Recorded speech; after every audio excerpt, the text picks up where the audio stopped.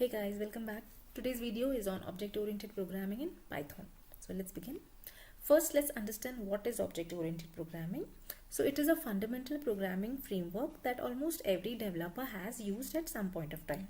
The main goal of object-oriented programming is to connect data and the functions that run on it so that no other part of the code can access it except that function.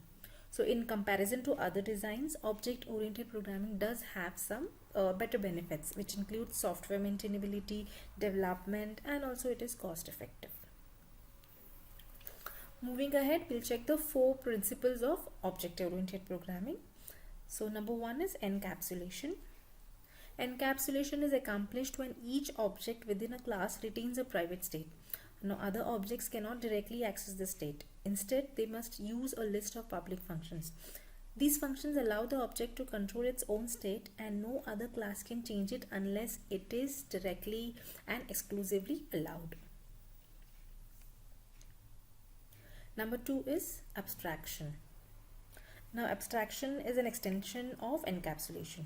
Abstraction is a method of retrieving, deleting, or choosing user information from a larger pool.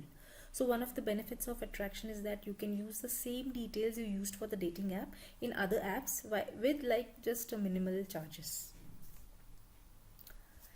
Number 3 is inheritance. The right of one object to inherit some or all of the properties of another object is called inheritance. Now an infant, for example, inherits the character of its parents. So reusability is a significant benefit when it comes to inheritance. The current classes, fields, and methods can be reused. There are several types of inheritance in Python: single, multiple, multi-level, hierarchical, and hybrid inheritances. Number 4 is polymorphism. Polymorphism allows one to use a class that is identical to its parent, avoiding category confusion. So as a result, each child subclass retains its own functions and methods. So for example, if we have a superclass called animal, then that has a method called animal sound. And if bear, lion, elephant, and horses are examples of animal subclasses.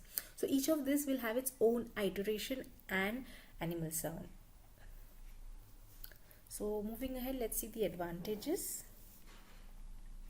So its advantages mainly includes improved productivity, software maintainability, its faster development sprints, cost effectiveness, and a good quality software. Thank you for watching. Please don't forget to subscribe to our channel. Thank you.